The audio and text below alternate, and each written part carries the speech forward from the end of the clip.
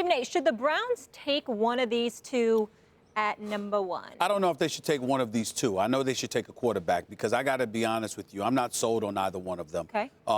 You know, Josh Rosen, what kind of winning record have you had over the last 2 years? You're 4-8 this past year, but you're going to sit up there and talk about how, you know, you don't want to play for certain teams. You know, you got to be kidding me. I mean, who the hell do you think you are? You know, you don't have the right to have that position. Not you. You haven't done enough on a collegiate level to be bloviating on that level, even though I know he's got skills, and McShay and Kiper are both high on them. Darnold, he was turnover prone. I'm not, I think he was overhyped at USC. I'm not sold on him either.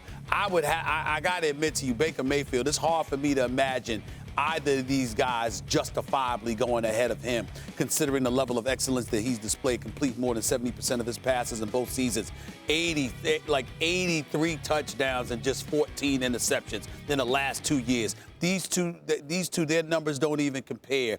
And obviously, Baker Mayfield has played against just as, if not stiffer, competition.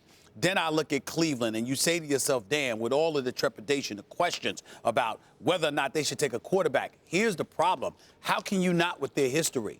I mean, if you really, really think about it, you passed up on Deshaun Watson. You passed up on Carson Wentz. You messed up a deal before the deadline that would have got you A.J. McCarron, which is as bad as it gets, all right? You didn't grab Mitchell Trubisky. I mean, you just look at the list goes on and on and on. The Cleveland Browns have been just so inept, so embarrassingly inept, that I don't know if you can afford to pass up on another quarterback.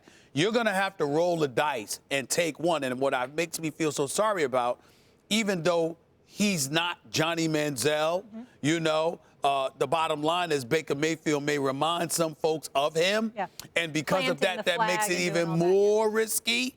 But listen, I guess if I had to say anybody, you could say Rosen.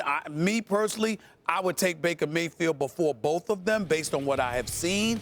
But I do know this. Cleveland has to take a quarterback. They absolutely must draft one.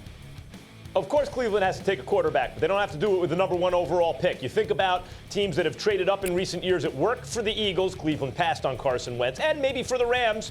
You know, obviously, that situation has turned around. But you don't have to take it with the number one pick. You know, Mitchell Trubisky, who'd you rather have? He's healthy now, but who'd you rather have, a healthy Trubisky or a healthy Deshaun Watson? Watson was taken later on. So, yes, Cleveland must have a quarterback after this draft.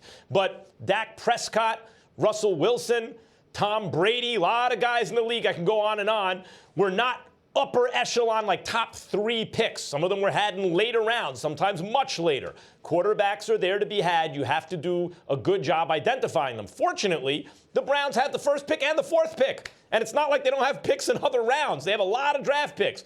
They got to find a quarterback. I wouldn't spend the first one on Rosen or Darnold. Darnold makes bad decisions. He's regressed. And Rosen, I think, has a good future. But that remains to be seen. And it still seems several years away. He still doesn't look like he's got his, man bones yet. Like he hasn't filled out yet. There's room for him to grow. And just the eyeball test. Neither Rosen nor Darnold strikes you as the kind of guy watching him. Stephen A., you bring up Baker Mayfield. And that Baker Mayfield does. But Baker Mayfield is short. And short quarterbacks, great ones, are few and far between. Drew Brees and Russell Wilson and how many other guys? You want to talk about Doug Flutie or someone like that? Not that he's that short, but you're taking a gamble.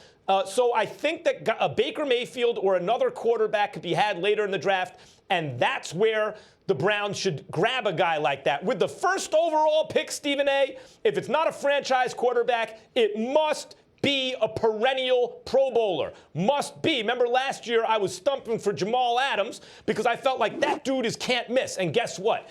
He didn't miss. Minkah Fitzpatrick is the guy who should go number one because he's the best player in the draft. He's the guy about whom Saban is like, I've never seen a guy like that. His teammates are talking about his preparation. They call him the robot, right? Take a guy you know will make the Pro Bowl every single year he's in the league. That's a guy like Fitzpatrick, because what you don't want to do is get caught trying to wish a great quarterback into existence and reaching for him with the number one overall pick.